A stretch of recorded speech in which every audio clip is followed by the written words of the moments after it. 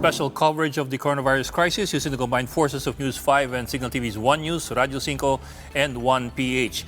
We have some breaking news. The President will address the nation tonight between 10:15 and 11 p.m. Now, details of his message have yet to be disclosed, but he is expected to explain salient points of his weekly report as required by the Bayanihan Act of 2020. Stay tuned here in One News for that presidential message. Meanwhile, 21 Sitio San Roque residents who were arrested last week after staging a protest have all posted bail. The family of Senator Kiko Pangilinan, as well as some local celebrities, contributed the required amount. Each detainee was required to pay a bond of 15,000 pesos and a processing fee of 2,500 pesos. The processing of the bail was delayed today due to some technicalities, like not printing their 2x2 photos on photo paper. The group Save San Roque Alliance says that this only shows how anti-poor the current justice system is. The Environment Department issues a memorandum discouraging its employees from posting negative comments about the government on social media. Now, to give us more details on this, we have on the line Environment Undersecretary Benny Antipoda. Good evening, Undersecretary. Yes, good evening, Ed, and good evening to all our viewers. Thank you po for joining us. Yusek, ano po yung purpose ng memo?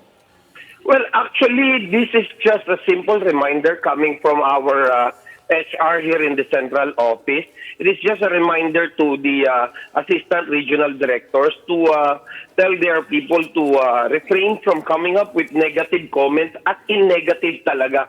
Kasi we don't curtail freedom of speech as long as it is constructive criticism, no? But yung negative comments, just like yung saying, "Aus Duterte," those are the things na sinasabi namin. Kasi if you still remember, when the President came up with an order of the lockdown or the ECQ, the people are, they're not ready for the situation, and yet there's no guideline also on the what we so-called no work, no pay people, just like the contract of service and the job orders, no? So what do you expect? They come up with comments na negative on Facebook and Twitter, and yet since there's a guideline already protecting them, telling them that they can work at home, so I think it's just right for us to look into their postings and tell them na siguro naman kailangan i-down nyo na yung mga comments yung yan dahil, the government have done their part for you. And yet, being a part of the government, you should be, telling the people to unite and, come up with the constructive comments for the government to be more efficient in what they're doing in fighting against this COVID-19, no? Not coming up with yung ika nga pabigat ka pa. And you don't bite the finger that you don't bite the hand that that feeds you. Yusek, I'm afraid I have to break in because the President is now on the air for his live television address, so we'll have to segue to that po. Okay, thank you. Thank you very much. Para lang ito sa COVID. But there are things which are not included here or needs to be expounded more thoroughly. Then I will discuss it in the second stage of my talk by just answering the questions that have come to me officially, mga sumbong ng tao through text, and there are about 1,000 really. But we, endeavor to read it so that malaman ng tao kung ano ang nangyayari sa sitwasyon natin ngayon. So, basahin ko yung report ng Interagency Task Force for COVID. I'd like to read it slowly so that everybody is put on notice. There is no room for misinterpretation or maybe a double or what you would call, let me look for the word,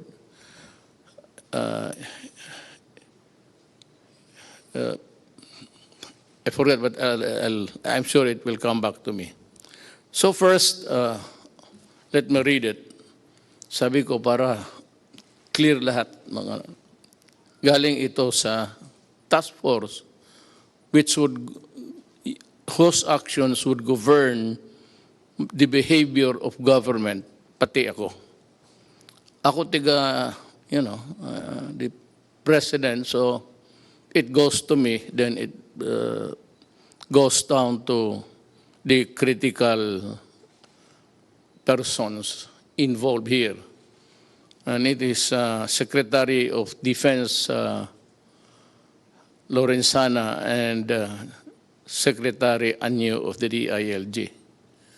Then also critical as the mga manager sa ating economy, pati yung nag-i-implement sa actual distribution. Binigay ko kay General Bautista. Retired na yan sila lahat, all civilians. But I have to have the critical mind of a military sa itong pera. Pag marami yan, pati ako kaya ko yung intindihin about the economy. But yung implementasyon at pagpaunawa kung paano ito gawin, I have faith in these three guys, and I would like them to proceed in a manner that they were trained to act and think, and that is a military trained mind. Our resources through the Bayanihan Heal as One Law has been mobilized, implemented. Yung iba nakatanggap na, yung iba wala pa. So as I go along, try to understand what I'm saying. I am reiterating that our most vulnerable citizens, especially the poorest of the poor, must receive the government's assistance immediately o hindi patayan sa gutom. Alam ko na we cannot just focus or zero in itong the poorest of the poor. It's actually bloom into something ginagamit sa politika, mga politiko na will go for the poorest of the poor. Pero yan talaga ang totoo. Marami ang may gusto. I will discuss it when I reach the point raised by Governor Remulla of Cavite, which I think is valid. We'll try to remedy whatever kung may pulot pa tayo sa daan. The economy is not moving, stand still, so wala tayong kita. Ang ginagamit natin, ito na yung nireserba natin na pera. Nung pinagyayabang ko na may pera tayo, it's 300 billion. Mabutit na lang nandyan talaga. Kaya kung hindi, kung minaldas ko yan ng mga project na karamihan naman kukurakot, mas mabuti pa, sabi ko, na itong pera na tinago ni Dominguez, pero may order na tipid ka talaga, tipid tayo. Hindi natin ito pera, tipid. So that's what we do in the cabinet. I am really, alam nila yan, and you can ask all of them. Allergic ako sa paghingi na ng pera ang project ng mga cabinet members. Yung iba, hindi ko talaga pinipirmahan. Ayaw ko lang sabihin, may iba dito involved sa 270 billion. Sabi ko kay Medjaldia, kindly tell the cabinet member that I am not signing his program. Not because I do not trust him, but talagang isali na lang natin sa lahat kasi kukulangin tayo. Tapos yung poorest of the poor, yun namang hindi poorest of the poor, magrereklamo yun kasi sila, yung minsan yung nang umuupa lang ng bahay, kumikita ng buwanan. Yung poorest of the poor, yan yung araw-araw na hindi makakain kung hindi makatrabaho. Or wala ng trabaho. Ito namang yung tawag natin na sa middle income, yung kanila, nakaupa lang ng bahay na medyo maganda sa subdivision, then may kunting pera sila para dideposito nila for the rainy days. Now, what is really very sad is that the rain has arrived. Yung save a penny for a rainy day, dumating sa ating generation. Hindi natin gusto yan. Ayaw kong magkulong ng tao. It gives me nightmares thinking, kaya pumayat. Kasi ako, pag nagising ng gabi, pag umihi ako, hindi ako bumabalik sa kama. Diretso ako sa lounging chair at mag-isip na ako, maabutan ako ng daybreak, magtingin ako sa labas, sa bintana. Paano ko? Sa akin lahat maghiram o the 100 billion pesos for 1 month or the 270 billion pesos for 2 months yan, nakaprogram na as earlier estimated, is not enough. I'm calling on the Secretary of Finance to generate. Magnakaw ka, maghiram ka, walang pakialam, i-produce mo yung pera kasi pag naubos na ito,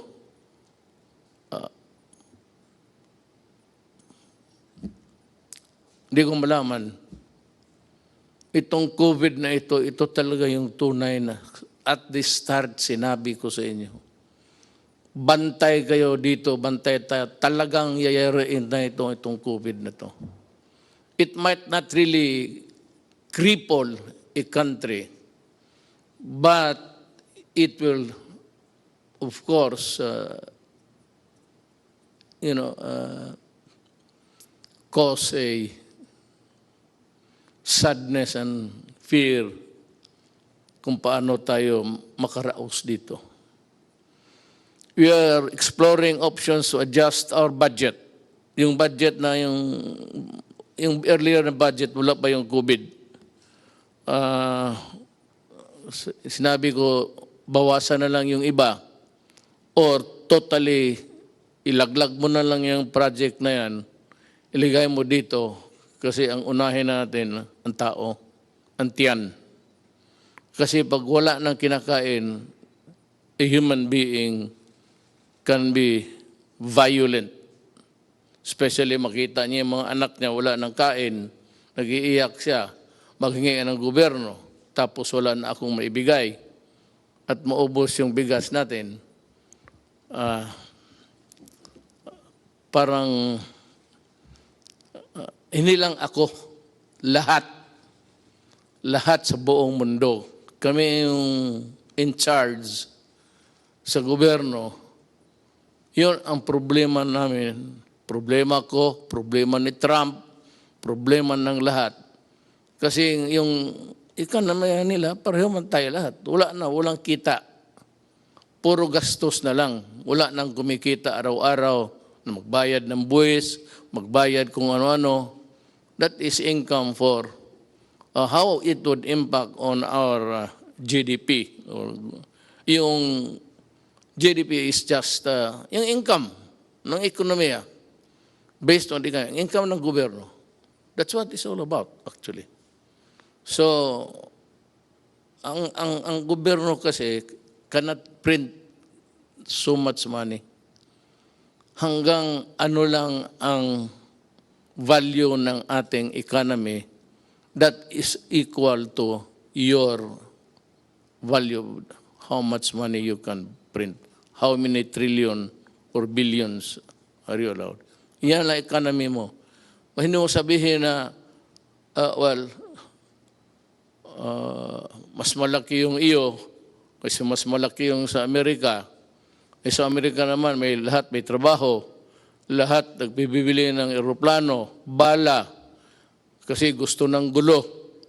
Ang gulo para kumikita. Well, okay, if you look at it that way, well, they want wars to continue so that they will earn, so that yung bala nila, baril nila, yung mga kanyo nila, mga eroplano nila, bumibili tayo para, kagaya nitong atin ngayon,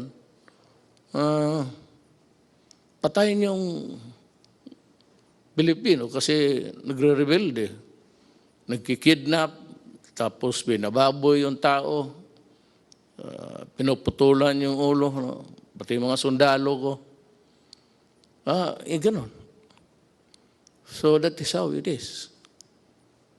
Everybody wants war, trouble, because kung wala ng gera, ang kita nitong mga to, these countries, producing the armaments and the lethal things in a inventory sa bodega.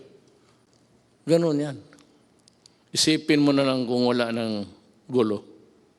Sino magbili ng bala? Sino magbili ng baril? Yan ang isi-share ko, yung nalaman ko lang. The little knowledge that I have, I'm sharing it with you. I may need more minutes or hours to talk with you, but at least kung makinig kayo, you'd be able to understand even my paradigm, ang paningin ko sa buhay. At ang paningin ko kung saan ako tatagal. Saan ako pupwesto dito. Once again, I am asking the utmost cooperation of the public in these trying times. Let us see the needs of our poor brothers and sisters who are hit most by the pandemic. You know, lahat tatamaan ito. Kaya sa lahat ng bansa sa mundo, isang order lang. Pasok kayo sa bahay, huwag kayong lumabas kung ayaw ninyong mahawa. But for those people, Filipinos, who have to, go out to earn a living sa mga palengke, makikita mo naman, nobody's obeying the order. And,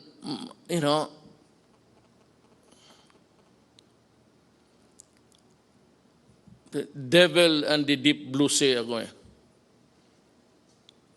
Paano, ibawal ko, huwag silang magtrabaho, lumabas. Hindi kakain yan. Mabutit na lang nga, hindi na humihingi sa iyo. Pero ngayon, kung talagang higpitan mo, which is really the advice of all governments, lahat ng gobyerno, ito ang sinasabi. Go inside your house and lock it and do not come out until the pandemic is over. When? I do not know. Ano ba bakit ba itong gobyerno na to hindi niya ma-solve? Ikaw, Duterte, lahat naman ng bunganga mo, hindi matakot yung halos in order patay pati isda. Wala kang magawa nito, hindi mo matakot ang Ang COVID ho is science. Period. The reason why we are ordering you inside the house is also science. Period. Hindi ito kalaban na galing sa it's a goddamn microbe that's crawling all over over the world.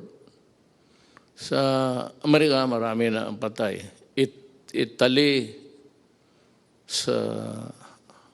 ang France, in one day, or was it Italy?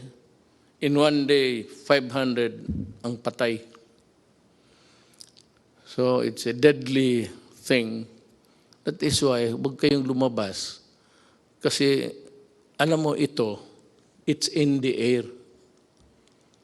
Kaya, I hope you were able to see the Japanese experts science paano mag-transmit. Kung kaharap ka lang ng ganun dito, less than 10 feet away, then I sneeze, mag-ubo ako. Tapos tinignan nila sa infrared, pinatayin lang yung ilaw, tapos tinignan nila at tapos naglagay sila ng dami. Pag makita natin, nakita ko this morning, early, paano lumilipad yung sumasama sa hangin. Kaya mag-mask kayo. Kasi pag nahigop mo yan, it's in the breath. Lahat naman tayo humihinga. Pag nandiyan ka, less than 10 feet, may hangin, dadalhin yung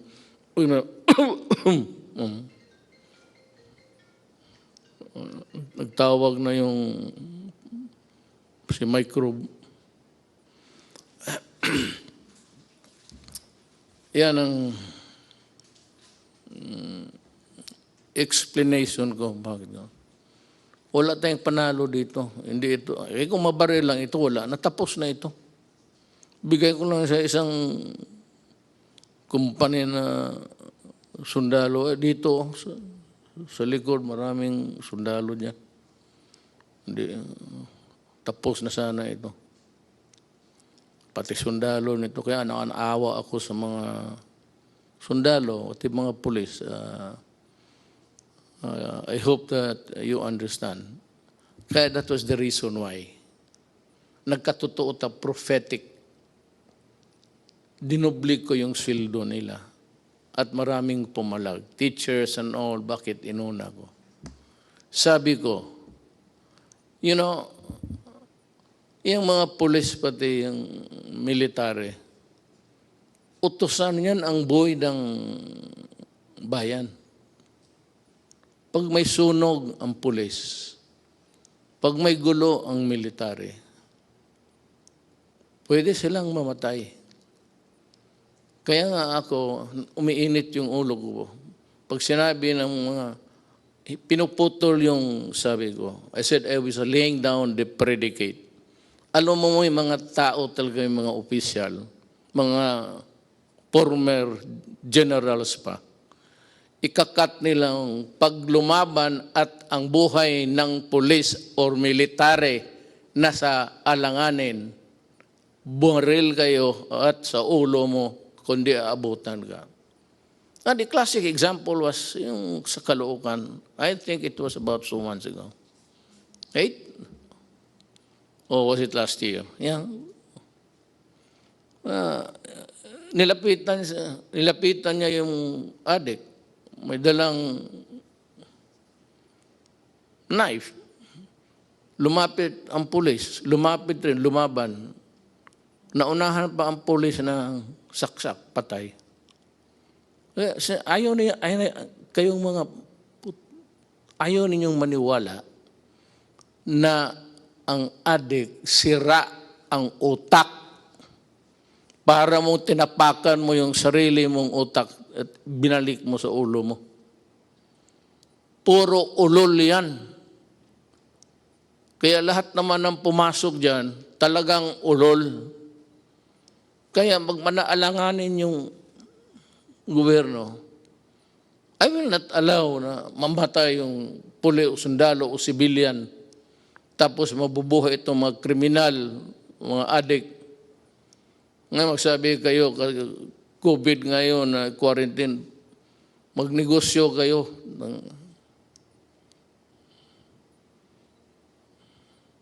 Wala nang malagyan eh. Nandiyan naman yung Manila Bay, tapon mo lang. Tataba pang isda dyan, totoo lang. At sasarap. Sinabi ko na sa inyo, huwag. No, ngayon, it's a thing which is, I said, rampaging all throughout our country. And every country for that matter. Huwag ninyong subukan ang gobyerno kasi pati ang gobyerno desperado na. Ako desperado na rin. Sabi ko nga, nakatutok ako sa bintana, makita ko na lang, kaya may tulog ako. Kanina nagising ako mga 3 plus. Pag 2 beses ako before getting to bed, and once, talagang mag-ihi ako 1 beses, umaga. Yung gabi, no, magising ako. Nakatutok ako sa madilim na langit. Well, it's a private thing, but nagdadasal ako.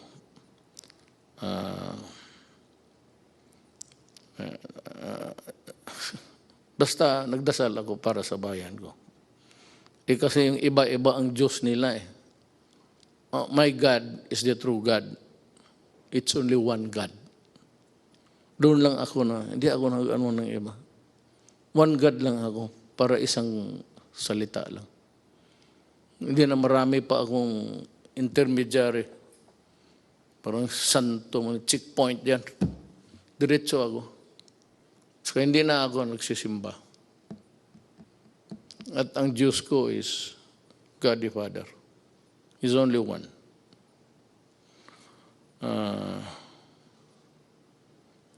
To my fellow, to my brothers and sisters, especially those who have more in life, baka makatulong kayo sa extent ng financial assistance. Kung hindi mo na masyado kailangan at alam mo na may minagugutom, bigay mo na lang para hanggang maubos ang may border yan eh. Tulong mo hanggang dyan lang. Ang gobyerno, ganun. I would like to be honest.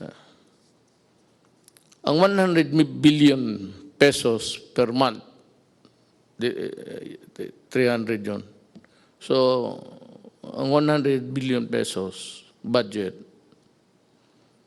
or 270 billion pesos for 2 months as they are estimated. Hindi talaga tatagal yan. It's like water, spring. Ewan ko itong Pasig River, how long it would. But long after wala na tayo, siguro yung Pasig nandyan pa yan. Pero hindi yan kagaya ng ating gobyerno na walang katapusan ang pera. Your money, money ko, money ng mga sinong may deposito sa bangko.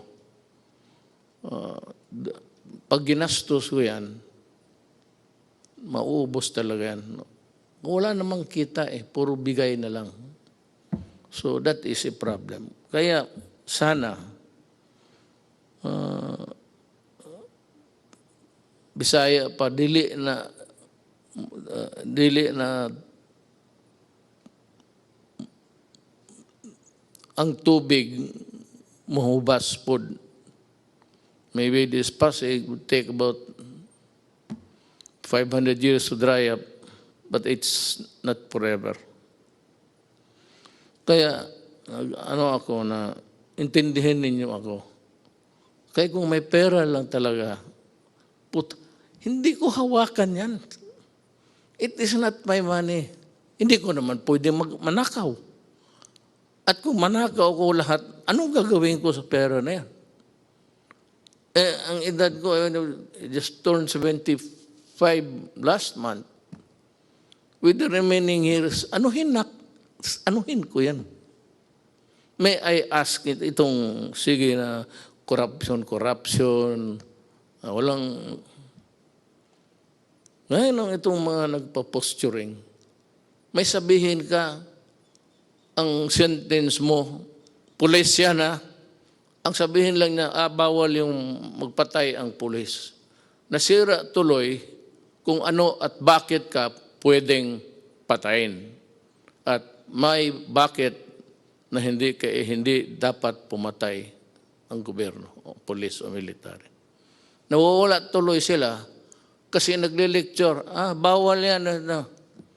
Alam mo, kayong mga opisyal na pulis, dumaan man kayo. Tignan natin yung record ninyo. One of these days. Sige nga. Magprangkahan tayo. Ilabas natin lahat.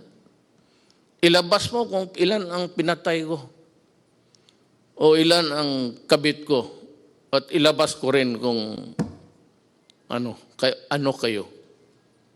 At sabi nagpapahiro.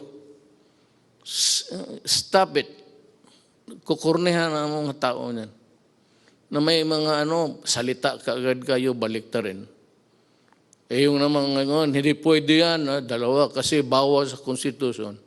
Hindi nila alam, binabasa ko, batas mismo. Under the Constitution. Yung mga style na gano'n. So what's new? What's new with more than what is new? Ito nakasalasay ang, I hope I pronounce it correctly.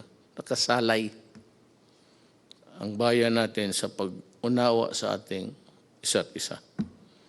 Wala naman akong makuha sa inyo. Nagbabayad ako tuloy. Pati ako binabayaran. Daldal kayo ng daldal. Wala naman, alam ninyo, wala namang income.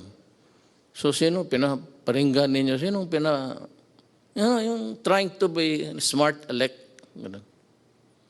Yan ang nasa gobyerno ng iba. No, do not compete with me because you are not a lawyer. And a lot of you, you do not know your law.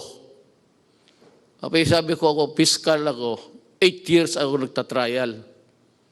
Lahat, anong kaso, rape, murder, police, pinatay, police nagpatay. So, huwag kayong mag-compete kasi may kulang eh. Tapos yung kulang ninyo, I will supply it and then ma-insulto kayo. So next time, look for a valid issue. Basta may sinabi ka, lalo na yung favorite na extrajudicial death, lukso ka agad, maraming magsalita. Para lang makasalita. Wala namang ginagawa. At hindi naman nagawa. Nung nandoon kayo. Yun na.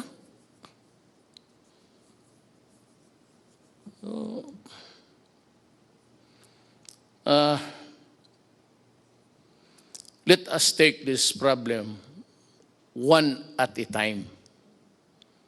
Ngayong itong buwan ay tututok lang tayo dito. Meron yung ka-program for the next month. Pero kung gamitin ko yan ngayon at wala akong makuha, sa pagdating ng next month, saan kukuha? Sabihin ng Kongreso, binigyan ka na nga namin ng bilyon-bilyon. Yan ang bilyon-bilyon. Ang ginastos ko naman, sabi ko, At yung mga tao na humahawak yan, mga military ano yan, military na nakita ko, mayor na may prinsipyo at so, buwan-buwan lang tayo, ha? We are also trying to perfect this. Kung gusto lang natin, pero ang buhay kasi ganun. Gusto ko bigyan yung poorest of the poor, which is the popular cliche o politician. Nandiyan kami sa inyo ka poorest of the poor. Patignan mo kung nandiyan na sa pwesto. Poorest of the poor. Kayong panahon nila, nakita naman ninyo, anong ginawa? Anong ginawa nila? No? Nasa gobyerno, itong madadaldal, nasa gobyerno nakita. O nagsuporta ng gobyerno na yun. Tingnan mo. Ngayon tapos, may marinig ka na ano dito, nagpapaiwan man na House Duterte, patayin si Duterte. Pato ito si, narinig, mabutit na lang nandyan si Attorney Pamatong. Sabi niya, dyan sa Facebook ba yan? He declared himself that I am the duly elected President of the Republic of the Philippines and I am ordering the military to arrest Duterte and to, sabi ko, tinanong ako ng staff dyan paglas, anong masabi mo sa sinabi ni Pamatong? Sabi ko, tama siya. Tama talaga siya. Sabi niya, siya lang ang he will solve the problem in 3 weeks. Sabi niya, ang military, kailangan arestuhin because nandito ako ready to solve the pandemic that has struck the entire planet Earth and he will solve the problem. Tama. Kung gano'n na siya, tama, I agree. Kung magpunta siya dito, mag-usap kami. Kung ang solusyon niya okay, then sabihin ko sa military na, Adre, tama si Amatong. Alis na ako.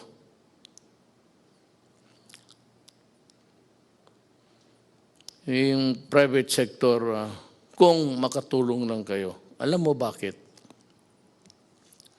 Hindi yung private sector na yung buwanan lang rin ang sweldo pero may bahay, either financing o umuupa sa category, unfairly though, middle class na yun sila. So sila, sinulatan ako ni Governor John Vic Remulla. He said, among the memo dumating sa akin is, ang humingi nito, among them is Governor John Vic Remulla, who is appealing to include the middle class in their constituency because kailangan rin nila. Ako, I agree. I know the political, economic horizon of the country. At least, nung akin lang, yung maliit kong sabi ko, hindi ako nagyayabang, maliit lang yung akin, how I deal with the problem. Alam ko, at kung maari lang, isali ko sila. But can they be included in the 270 next month? Hindi nga eh. 217, yun yan. 300,000 minus 270. Yan ang maiwan. Kasi, yung sa estimate namin, hindi nga namin sinabi, well, yung ilan ba dito talaga yung middle class na, at yung middle class na floating lang, nandun dyan lang. May, just making what's tapos to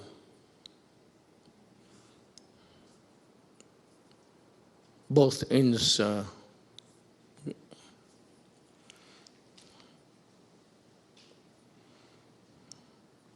Alam mo, ang sagot ko kasi dito, sagutin ko na lang. Ang solusyon nito is vaccine. Walang iba. Unless and until the bright boys, the scientific minds can come up with a vaccine or a previous, sabi nila yung sa malaria. I remember yung tatay ko. May tinamaan ng malaria yun panahon ng gera. Kita ko siya yung mag-shake, para talagang, parang addict. Ano yung anti-malaria, I remember. But,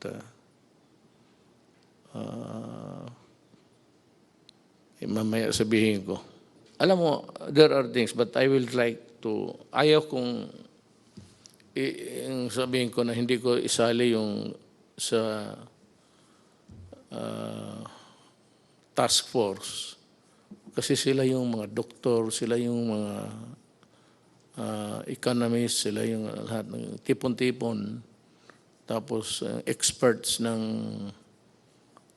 anong field, infectious diseases or whatever. And they are better and to be there to help solve the problem. Tayong mga, ako abogado, wala talaga ako.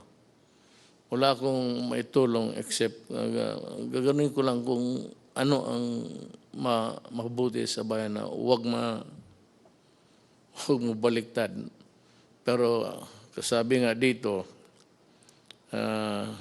the resources is not infinite. Infinite is everlasting. It's finite. Finite is hanggang may border lang talaga. So sa buhay na ito, lahat talaga may border, pati ang buhay mo. O whatever it is, pera mo. Maraming mga mayaman dito noon, panahon estudyante po kami. Ngayon wala na. Because, ganun ang buhay. There's not enough money to go around. Ang gusto kong maintindihan ninyo, na itong problema natin, talagang problema ito. Kung ayaw ninyong maniwala, edi kayo, basta ang pangkontra nito is stay home at huwag kang mahawaan because it's in the air. Nandyan sa hangin eh. Pero hindi niya magtagal yung mga virus sa labas, sa init. Pero nagkukontaminate yan madalas yung itong sana mapanood ninyo yung experiment ng ginawa ng mga Japanese doctor. At pinalabas doon sa Amerika. Ang Amerika talaga ang nawalop. Maraming patay sa Italy, Spain, France, pati Amerika. Ngayon, bumaba ang patay nila. Pero the prediction is really dire. For as long as there is no vaccine or any medicine that these men of science can think of to put an end to it, we will suffer. Hindi ko alam kung kailan kayo, sabihan ko sa inyo, bahay lang kayo. Hindi ko alam kung kailan ako makahatid ng pagkain sa lahat. Hindi ko alam kung saan ako magkuha ng pera. Hindi ko alam kung ano ang ipagbili ko na kung may magbibili.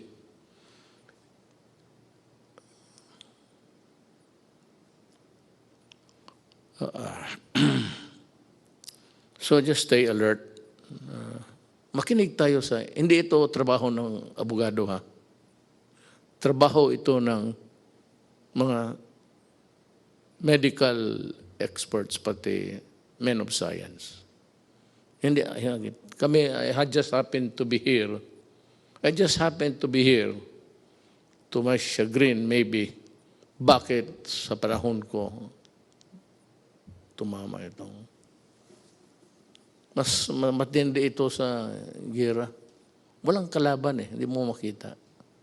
Kakita mo pati lahat, pati Taliban, takot sila. Lahat. Kasi yung pawis ng sagaran mo yung pawis, yung distance rule, social distancing. Okay, I just say distant rule. Isundin lang ninyo. Kung hindi ninyo masunod, well, I would say na hindi naman kasiguro kayo mamamatay. I hope not. I hope that you will not get sick. I hope that you will not die. Alam mo bakit kung mamatay ka? Sabihin ko sa iyo, galing hospital o kung saan ka clinic, your body can only be handled by people who are fully protected. Hindi ka na makahawak kung sino yung namatay. Ayaw ko nang magbanggit ng ano pa. Basta kung sino yung namatay, hindi mo mahawakan. Balot, diretso yan, tapos diretso sa sunugin crematorium. Hindi ka nga makaburol. You will not be allowed na magburol ka ng isang tao na matay sa COVID. Sunog talaga yan. Kaagad. Ora mismo. Hindi mo na makita. Makita mo na lang sa malayo na yan, kinakarga ng punerarya, car, funeral vehicle. Pero hindi ka na makalapit. Baski mayaman o mahirap. You will not be allowed to go near, touch whatever it's. Wala, diretso na. At walang libing yan. Sunog. Kaya I am forced to say this because dapat ninyong what is really at stake. At ano ang kung hindi kayo magsunod. And as I have explained, it is like a cadena de amor. Habang may driver mo o magpunta siya sa utusan mo, mahigop niya, bumalik siya sa kotse mo, magsakay yung anak mo, ikaw, makuha mo. Hindi na siya kailangan mag-atching-atching pa. Yung breath niya, yung ginawa niya, nasa kotse, yun. O anak mo, payagan mo, mag-socialize, mag-inuman, tapos may yung isa, may tama pala, kasi ang tatay niya galing sa tapos isang kwarto, hindi niya alam na delikado yung enclose. Mabuti pa buksan mo. Aircon ka, buksan mo. Ano ko lang yan. Kasi yan man sinabi ng Hapon. Ganun ang interpretation ko. Ngayon, kailan matapos ito, Duterte, ang paghirap mo sa amin? Hindi po. Handa po akong Sabi ko, kung totoo yung pinapahirapan ko yung Pilipino, anytime po, sabihin ni Amatong bababa na ako, at sinabi ng military, totoo yan, subukan niya itong 3 weeks. Okay. Wala naman akong ano dyan para makatipid tayo sa bagay, wala nang burol yan. Hindi yan yung patay mo na tatay, nanay, anak, asawa, na iburol na mag-iyak ka, marang magbisita. Hindi mo nga makita hanggang distansya ka lang. Hindi ka maglapit. Parang robot yung ano dyan eh. Lahat sila lang pwedeng humawak. Sila lang pwedeng magpasok doon sa burner ng katawan. Sila lang. Ikaw, tingin ka sa malayo. Yan ang consequence ng COVID. Ayaw kong sabihin yan. Pag yan ang totoo. At kung maniwala kayo o hindi, kung ayaw mong maniwala, di magpakamatay ka, makita mo kung saan ka dalhin at papaano ka. You are not even buried. Because you are a dirty carcass, patay, you must be destroyed by burning. Dahil sa COVID, the one single ang ano sa atin, COVID. Lahat yan. Yung problema natin sa COVID. Ang anong solusyon? Huwag kang mahawa. Paano po? Huwag kang lumabas ng bahay. Paano ang kain namin? Maghanap ka ng paraan. Pero mag-ano ka lang, basta may mask ka lang. Kaya sinasabi, ako hindi, yung mask ka. Hindi naman ako magsasalita dito na parang gangster. Paano ko sabihin sa inyo, ito mo itong to. Matapang daw raw, kaya niya yung COVID. Magipag-usap sa atin. Hindi, risk go ko na yan.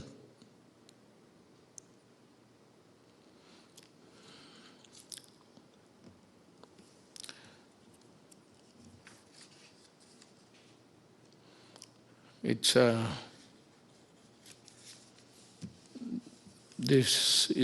this being the Holy Week, I am calling on the nation to come together this Holy Wednesday afternoon and pay tribute to the indomitable spirit of the Filipino and unite in one prayer to God to fight our common enemy. May dagdag, nag-improve ba tayo? I really do not know. How many died today? I have no, hindi ko alam kasi per ora yan eh. Pero sana, well, ang ano lang nito, God is the only one who can really solve the problem for us. Ang tulong ba sa inyo ay sapat? Kayong poorest of the poor at kayong mga, well, I would say you have to consider us also as poor because yung deposito namin, yung aming pera, may border rin ito, ang bulsa. Hanggang dyan lang ako. Kaya na-discuss ko sa inyo. Pero kung pagkain, may makain ba tayo? Bigas, I will try. Maghanap ako paano ang paraan. The greatest danger dito is doon tayo bumibili sa kanila. Ayoko lang sabihin I do not want to mention the the country. Ba't kung sabihin nila, alam mo, sabihin ko, magbili pa ako kasi maubos na. Sabihin nila na, sorry, ito, hindi namin alam kung gaano katagal to. Mag-i-reserva lang namin. Maya na, pagkatapos sa gov't, pwede kang pabilihan ito. So, kailangan ng categorical statement from me coming from the Interagency Task Force. Ang lockdown, wala talagang solution. Pero kung ayaw ninyong maniwala, take the risk. May mga tao rin talaga, alam mo sa totoo lang, I'd want to be, hindi ako nagbabastos ng tao. And I'm trying to explain to, sinishare ko nga sa inyo kung ano ko yung nakuha sa buhay, na pag-aralan ko sa buhay. Not necessarily sa eskwelahan. Alam mo, kung magdating ito, talagang maging crisis, hawa dito, hawa doon. Yung SARS, hindi nagtagal, tinignan ko, marami namatay sa iba. Pero dito, wala masyado. Ang sabi ko lang, I am not posturing a position here. Baka talagang mali ako. At ito namang dependent to look for a yung statement na dangling para makapagsalita ang bunganga. Hindi ko, I am not, pero baka yung init something to do with it. I hope, that's just my prayer. There are a lot of people also coming up with that kind of thinking that maybe yung weather, climate, temperate zones, tropical, init, makatulong. So yan ang hiningi ko sa inyo, yung panawagan ko. Be patient at intindihin ninyo kami sa gobyerno. We would appreciate it. Yung ano lang, mag-intindi lang, patient, huwag kayong masyado. Total, kung sabihin ko na talaga na wala na akong magawa, then magplano ka na kung anong gusto mong gawin. When the resources are all exhausted and the pandemic would claim millions of lives, I hope really and I pray that it will not. Pero kung ganon, wala na akong magawa. Malapit na. Ilang buwan lang ang reserba natin. Ako handa akong ipagbili yung buong Dewey Boulevard sa gustong mag-reclaim. Bigyan niyo ako ng bigas. I-approve ko yung, kasi hindi ako pumayag na mag-reclaim because reclamation sa Manila Bay would trap is environmentally mag-collapse ang Manila. Tapos there will be I would say, may mga syudad na bago, mga apartments, mga high-rise. But then, the city of Manila, given its lack of yung water treatment o treatment sa waste o wala. So pag ganun ang ginawa mo, patay ang Manila. So sabi ko, kung gusto ninyo, you just wait for 2 more years. Bahala na kayo. Ang susunod sa akin, He will decide for us. Or if I do not reach the finish line, then my successor will do it for you also. Ako, lumalabas ako, hindi naman ako pwedeng ang lahat ng tayo magtago, wala na.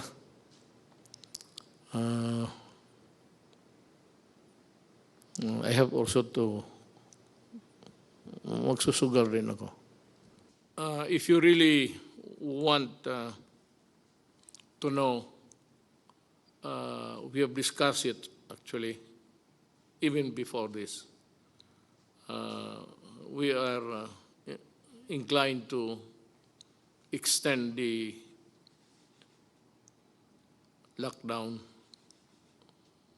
up to April 30. Tignan natin after that. In the meantime, magdo-double time kami. Doon sa tinatawag ninyong middle class. How is it defined or arrived at correctly? We will talk about this. I address myself to the people who have the money now to help, pati yung mga employers. Alam mo, tulungan ninyo ang gobyerno, ang bayan natin. Kasi pag bumagsak ang gobyerno, bagsak kayong lahat. Sabi ko nga, I end this with a prayer. Yun ang, gusto ko lang masabi rin ang ano nga sa utak ko para maintindihan rin niyo ako. At sana next time I would talk to you, baka mag-improve na ang situation. Whatever be the correction, kung makorek itong, it's an anomaly sa ating buhay sa mundo. May ganun eh.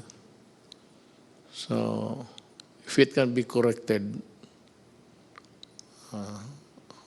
lahat naman tayo, we only live if it's time. He created the world, planet Earth, and if God wants it ended, so be it. Salamat po.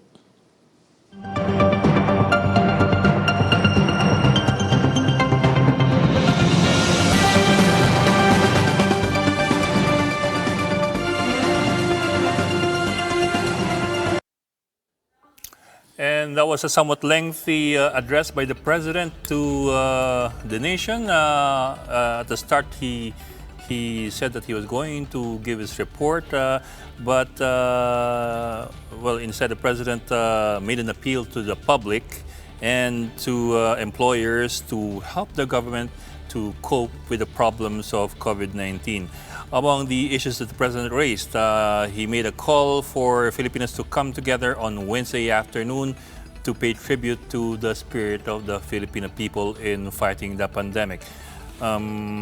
He also asked for the public's patience and understanding for the government as it tries to address the situation.